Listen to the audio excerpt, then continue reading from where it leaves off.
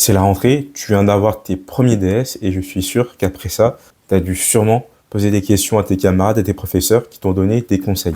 Parfois ils sont bons, mais parfois malheureusement, ils peuvent te faire perdre des points de progression. Généralement, c'est des gens qui sont bien intentionnés, ils n'ont pas envie que tu échoues, mais derrière, parfois, les conseils qu'ils te donnent ne sont pas vraiment adaptés à ta personne.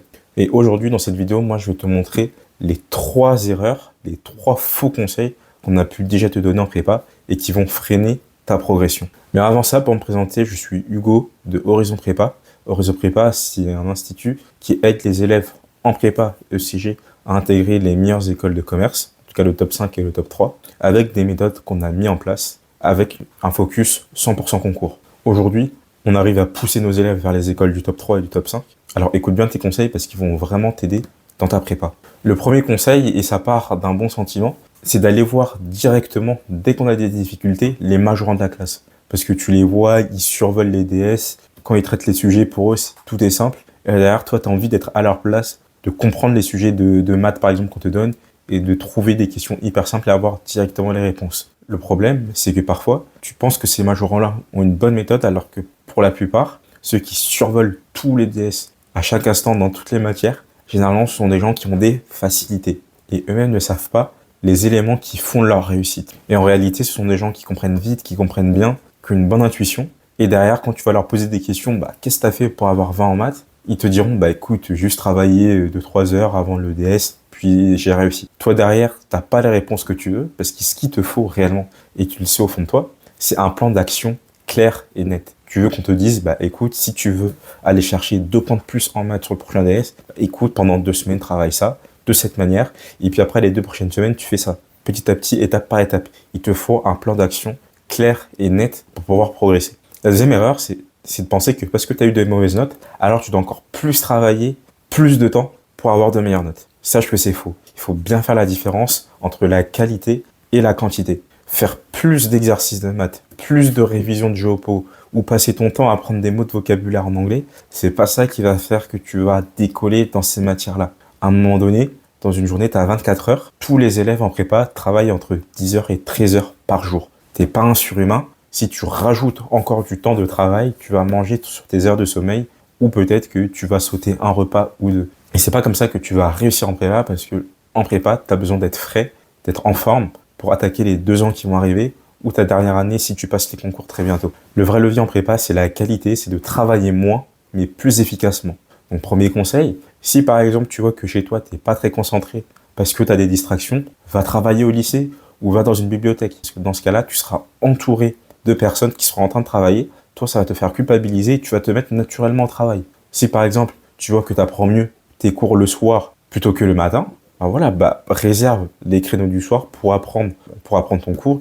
Et puis le matin, lors des week-ends, fais des exercices, fais des annales, fais des sujets de concours. Mais le pire du pire, c'est de remplir son emploi du temps jusqu'à minuit, alors que déjà on sait très bien qu'on va pas le tenir. Et en plus, on fait juste de la quantité au lieu de la qualité. La troisième erreur, et c'est peut-être en contradiction avec la première erreur que j'ai donnée, c'est de tout faire tout seul.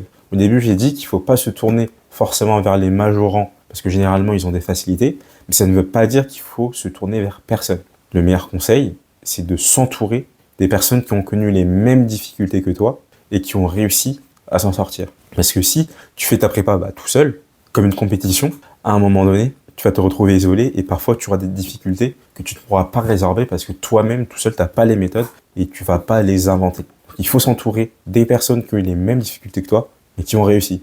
Donc va voir les alumni de ta prépa ou ceux qui performent en 2e année si tu es en première année, mais qui avaient eu les mêmes difficultés que toi. Prends en note leur expérience et essaie d'appliquer leur méthode. Parfois, il peut y arriver que dans certaines prépas, il n'y ait aucun étudiant qui ont intégré l'école que tu veux, qu'il n'y ait aucun étudiant qui t'inspire parce que derrière, tu n'es pas dans une prépa très bien classée qui prépare forcément pour le top 3 ou pour le top 5. Alors dans ce cas-là, si tu es dans cette situation et que tu as réellement envie d'intégrer un top 3 ou un top 5, alors je te laisse candidater pour nos programmes chez Horizon Prépa où on accompagne des étudiants comme toi qui ont des difficultés et qui ne trouvent pas forcément l'aide dont ils auraient besoin autour d'eux. On a des professeurs qui pour la plupart ont intégré un top 3, les meilleurs ont même majoré les concours d'HEC et ils mettent à profit les méthodes qu'ils ont apprises durant leurs 2 années de prépa ou 3 années à des étudiants qui malheureusement n'ont pas eu la chance d'avoir ce genre de méthode dans leur prépa. Donc tu peux candidater via le formulaire qu'on va mettre dans la description Et après, tu auras peut-être la chance d'intégrer notre accompagnement chez Horizon Prépa. Dans tous les cas, s'il faut conclure, premier conseil, c'est de ne pas se tourner spécifiquement dès qu'on a des difficultés vers les majorants de sa classe, parce que derrière, ils n'ont pas forcément les méthodes qui, toi, vont te faire réussir. La deuxième erreur, c'est de penser que travailler plus va te faire progresser plus. Non, on a bien vu que c'est la qualité de ton travail qui va te faire progresser plus que la quantité. Et enfin, ne pas rester seul. Penser que tu peux tout gérer tout seul en prépa, alors que tu as des lacunes de partout, c'est se mentir à soi-même. Parfois, il faut faire preuve d'humilité, se dire qu'on a besoin d'aide. Et dans ce cas-là, il faut que tu te tournes vers des étudiants qui ont connu les mêmes difficultés que toi et qui ont pourtant réussi à surmonter ces difficultés. C'est la seule solution. Chez nous, par exemple, chez Horizon Prépa, nos professeurs ont connu exactement les mêmes difficultés que tu pourrais avoir en prépa, mais eux, à la différence des autres, ils ont réussi à intégrer HEC, voire même majorer le concours d'HEC. En tout cas, c'est tout pour moi. C'est la fin de cette vidéo.